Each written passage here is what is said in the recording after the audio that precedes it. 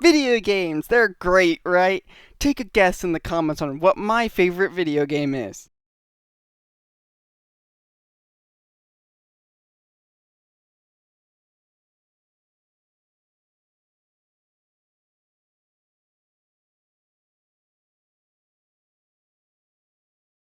If you said Minecraft, you'd be correct. I like games that don't funnel you down a certain path and then end because there's no story left. That doesn't mean I don't play games like that. You'll see some examples later in the video of those kind of games. In Minecraft, I'm more of a builder than a speedrunner. Speedrunning seems like a way to miss a lot of experiences. What? You want to hear about some of these experiences? Perfect. Picture this. Me and my friend, we'll call him Cat God, had just defeated the Ender Dragon. It was the first time I had done this. I had played Minecraft before, but I had no intent on getting killed 76 times in the End and Nether.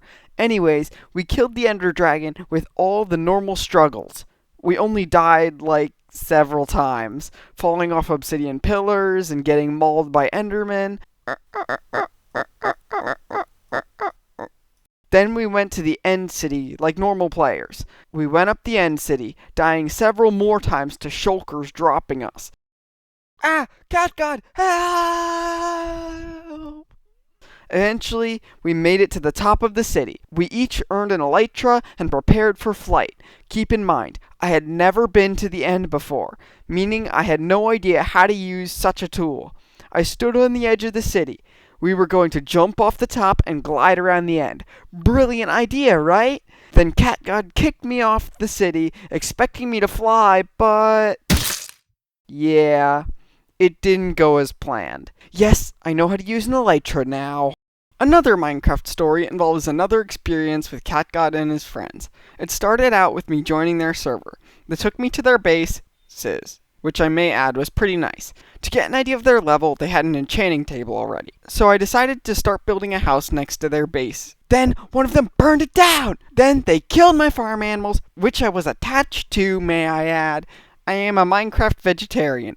I will eat meat if I find it dropped, but I will not kill mobs that don't attack me. Back to the story. I went and looted some of their houses and built a new base, underground this time. Most of their valuable loot was hidden. It would help me, as I was rather new to the server, but not really anybody else. They figured this out and threw me into an obsidian pit. Fun. I eventually died and respawned at my base. Revenge would come. Eventually. I went to their base and found an enchanting table. That could be useful. So... and they never suspected a thing.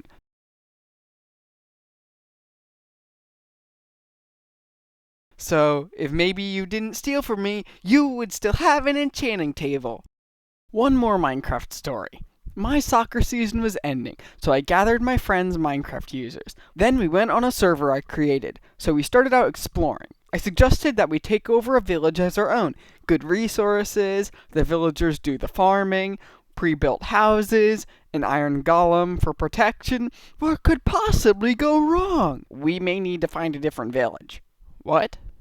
We went back to the village to find a landscape blown to shreds by TNT. Giant ravines, water running down the sides, houses in the sky. You get the picture. Oh, you think that was the end of this story? We're just getting started. We continued playing the game and exploring. Some of them decided to go in creative mode to find a village. See the problem starting? Probably not, because I couldn't have seen what was about to unfold. We found a snowy village. Perfect second chance. While in creative mode, someone decided, let's prank the team with a command block. I returned to my house and set off the command block. Ender dragons and withers started continuously pouring out. I died, respawned in the same place, died again, respawned again, died again, respawned again, and kept going. Apparently, my friends were no longer on creative mode. They were also loop dying. So I didn't have the ability to log out and exit Minecraft, as I died whenever I respawned, and I couldn't exit the world. So I had to close down the game without saving. Not like the server would ever work again. I play other games, just not as often. I have less stories for these games, but I'm gonna try to tell one story for each. You know Valheim, the Viking game? It's rather new, still in the early access phase. Now, I'm not very good at building, more at trying to kill stuff.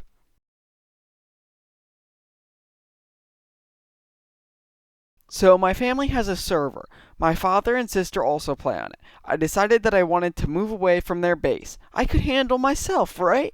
So I left and built the walls of my own base. It was going great so far. Then it was time for a roof. I put the roof on and ended up with a roof caving in on itself with many holes in it.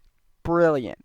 I still to this day cannot build roofs. I moved back into the family base and helped them fortify it with a wall. You want to know why we built this wall? If you have ever played Valheim, I'm sure you've encountered a troll. You know, the big ones with the tree in their hands? Well, they have a much bigger range than you first thought.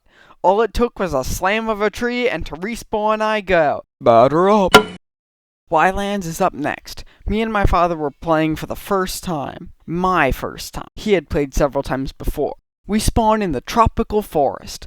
We lived on an island for a while. I tamed a boar, because obviously the most important part of video games is getting stacked with pets. Once we had a boat, we sailed down to the next island. My dad trained a tiger there. We found a red building with little blue crab people in it. We defeated them and took over their base. We turned it into our base, and my dad logged off. I was going to get off shortly, but I wanted to do some finishing touches on our base. Then, his tiger started chasing me. I ran, as I didn't want to kill his pet. He logged back on, and the tiger returned to his side. From then on, pets were locked in pens before you were allowed to log off. Star Citizen is another game in the early access phase. I haven't played it very much, just enough to test flying and play some of those mini-games. One mini-game is about fighting a team of bandits, so I slowly learned the controls, crashing several times and not landing many hits on the enemy ships.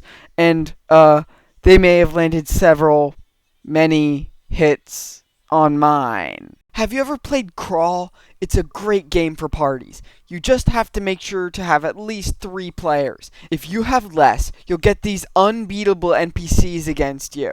Anyways, I pretty much never lose a Crawl game. My sister and I are highly competitive in Crawl. We exploit the player's weaknesses and our own strengths or abilities. So me, my sister, and my friend were playing on the game like normal. You randomly would get one of the monsters to fight one of the players with. Now, there's this little gnome that sets these snapper traps. My friend got this spider, and my sister got the gnome. Now, the room was shaped like a letter H. They teamed up to build a wall of traps in the center part that would guarantee your death. Allow me to explain. The spider's webs would slow the opponent as you walked through them. The gnome would set the snapper traps to snap if you stepped on them, so you'd pretty much always die trying to get across the H to get them. You'd get a few hits before they crossed to the other side and set their traps again. Yes, they eventually killed me. You know that game where you try to build a course to kill your friends? It's called Ultimate Chicken Horse. The game has several of the funniest stories to tell. I normally don't lose this game as I try to trick people and slowly build secret contraptions that will eventually destroy everyone when finished. We'll start with this story. Me and my sister and my grandmother were playing the game. It started out normal, building to the end of the course and killing each other on the way with traps. Then I got a brilliant idea. My grandmother always took time before starting to move into the middle of the course. I chose to place a hockey puck shooter right aiming at the spawn. If you didn't move quickly, you'd get shot. So the level started again. Me and my sister ran towards the finish, and the hockey puck ran towards the start. There was this time me and my sister were playing on the pyramid level. We had created 2 pathways, one over the pyramid and one under it. I always went over, and my sister always went through. We continued to make each other's path harder. Eventually, I put a staircase in front of the opening of the pyramid, without her noticing. So on the next round, which was the final round, she and I ran to our paths. Except, she hit a wall. Then I won the game. I'm sure you've heard of Mario Kart. If you haven't, you're probably living under a rock. So, in Mario Kart, one of my cousins has beaten me and my sister every time. So my sister and I decided to play DreamWorks Karts instead with him. The controls are slightly different. So we started a race without telling him the controls. Me and my sister zoomed to lead in the race.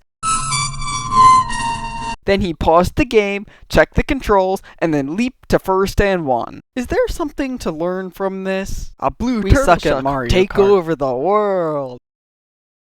You can't beat the system. I recently got Ark. It is slowly making its way to being my favorite game. So I guess if you typed Ark in the comments, you'd also be correct. I've got 3 stories to tell for this game. The first involves me and my dad playing on our server. We explored as normal for a bit. My hunger eventually started going off, so I grabbed a bunch of berries and swallowed them all without thinking much of it. They were just some berries.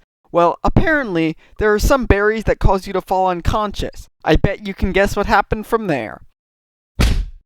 Then a Spinosaurus started making its way up the beach. It hadn't noticed me yet, but it would soon enough if I didn't do something. My dad came over and had to quietly drag me away.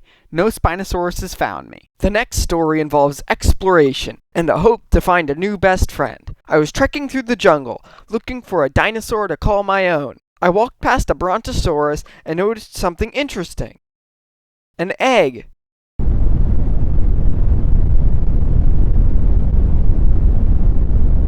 I turned and ran as the Brontosaurus chased me across the jungle. I knew he wouldn't stop running until I dropped the egg, and I couldn't drop the egg unless he stopped running. Perfect. So I died rather shortly after. The final story in Ark happened after I had a house up. As of right now, I have 2 Dilophosauruses named Viper and Adder, a dodo named Mauritius, a Parasaurolophus named Crash, a Carbonimes named Coconut, a Mozchops named Pascal, 2 Lystrosaurus named Jasper and Firecracker, a Phiomia named Tusker, a Triceratops named Athena, and an Iguanodon named Iggy. So I went outside my house and looked around. I had built it on the beach because I was smart. Then an Ichthyornis started dive bombing me. I ran under a Brontosaurus and waited. The bird dived and either hit the Brontosaurus or I accidentally hit the Brontosaurus. Either way, the Brontosaurus whipped its tail at both of us, and the bird's corpse hit the ground and I ran away, living to tell the tale. We're running out of time in this video. Here's the fire round of games that I played but didn't have any stories to tell for as of right now. Mario Brothers, EverQuest, Guild Wars 2, Overcooked, Pokemon Scarlet, Roblox, Planet Coaster, Planet Zoo, Minecraft Legends, Minecraft Dungeons, and I used to play School of Dragons. What to learn from these stories? Video games are fun. You can learn to enhance skills like strategic thinking and increase reaction times. But don't sit at a screen all day. Those skills are helpful, but you have to get some skills that don't involve the internet, like having video games in real life with your friends. Wouldn't that be fun? I should try it. I also have a great idea for a video game. If maybe you run a video game company and want my idea, I don't know, comment or something. And as promised, Dramillion Fire got the picture as the tail of the Ender Dragon. Congratulations! I'll see you all in the next video, and remember to stay hydrated.